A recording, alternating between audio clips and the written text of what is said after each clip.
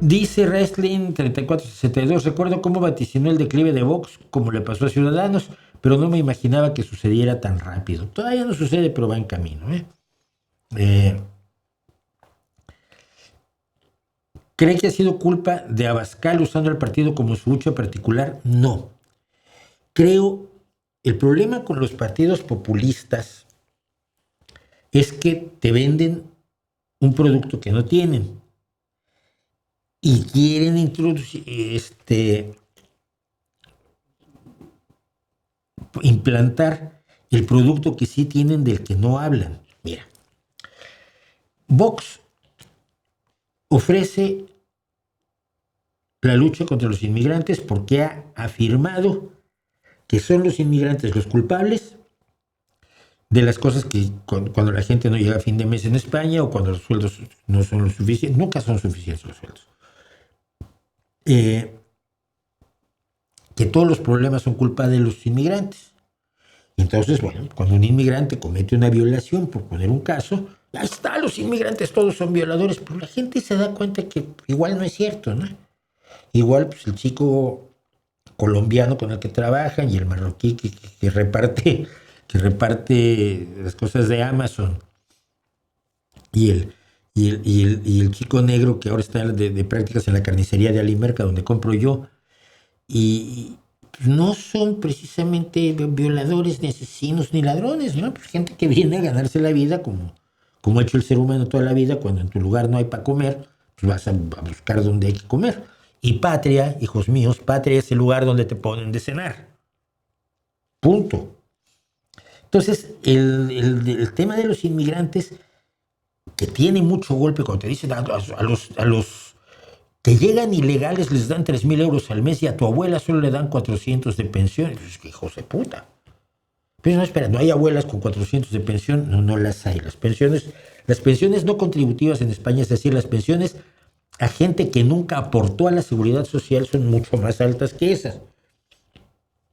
Y por supuesto, los ilegales llegan y no les empiezan a dar dinero. No es verdad. No les dan empleos. No puedes emplearte si no estás legal, si no tienes permiso de trabajo, o eres explotado por un miserable que te tiene trabajando más horas de las debidas por un sueldo de mierda, abusando de tu situación. Entonces, la narrativa fundamental de Vox, la narrativa racista, no es que tus patrones no te paguen bien, no es que te estén explotando, no es que no esté rengueando la sanidad pública porque los ricos no pagan sus impuestos y luego si el gobierno es del PP, pues el dinero de la sanidad pública se lo da a la sanidad privada, como en Madrid se lo dan a Quirón. No es que estas cosas que están a tu alrededor son las que te joden la vida, no, son los inmigrantes. Ese discurso tiene poco recorrido. Al cabo del tiempo la gente empieza a sospechar que por ahí no van los tiros. Punto uno. Es decir, sí queda un remanente de gente que fundamentalmente odia a los inmigrantes y usa a Vox como herramienta o como arma para perseguir a la gente que tiene acentos raros o color de piel extraño o costumbres desusadas, etcétera, etcétera, ¿no?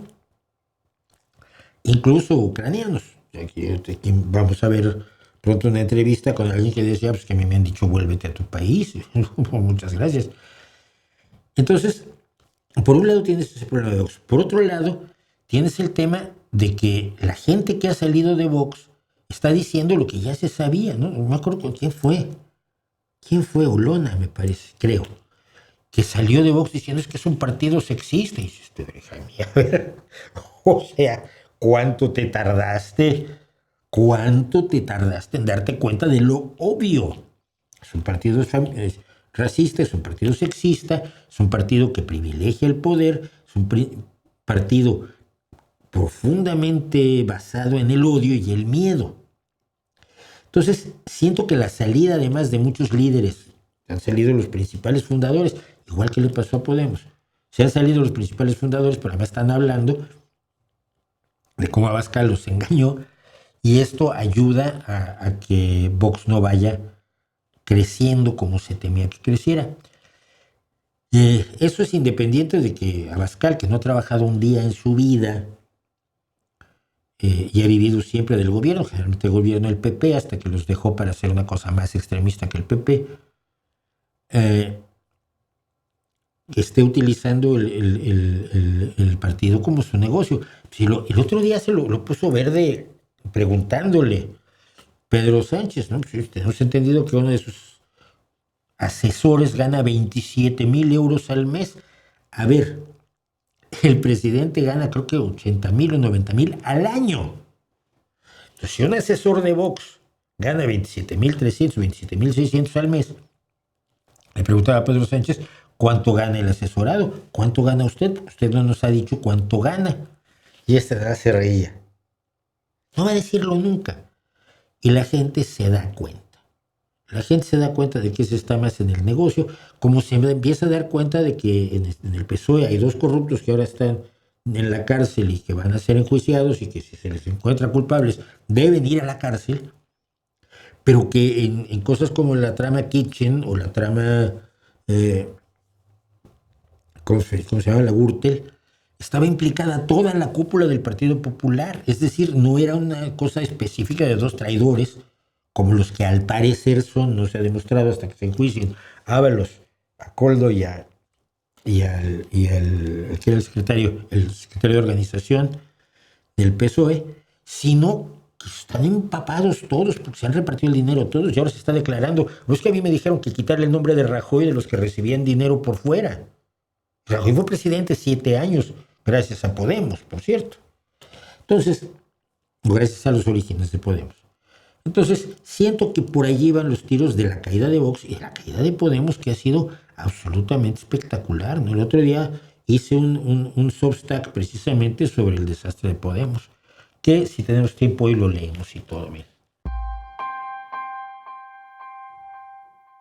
Vía JD Vance dándole combustible a la campaña de Orbán. ¿Tendrá éxito Abascal en España? Yo espero que no. El problema no es Abascal en España.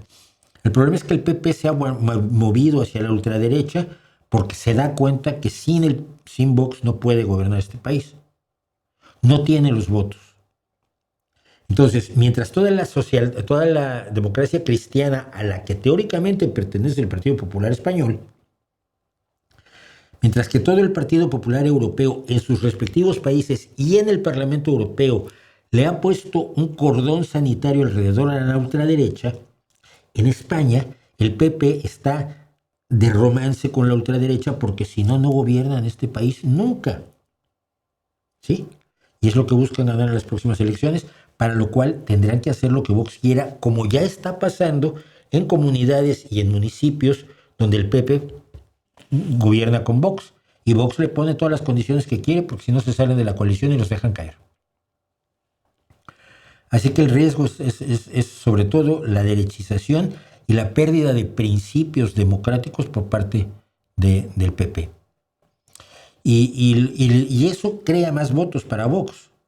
Porque si tú te mueves hacia la ultraderecha para parecerte a Vox, la gente se queda con el original. Nadie se va a pasar de votar a Vox a votar al PP porque el PP se movió a la derecha. Eso no ocurre. Bueno, bien, vamos a hacer cosas más agradables porque ya estoy hasta el gorro.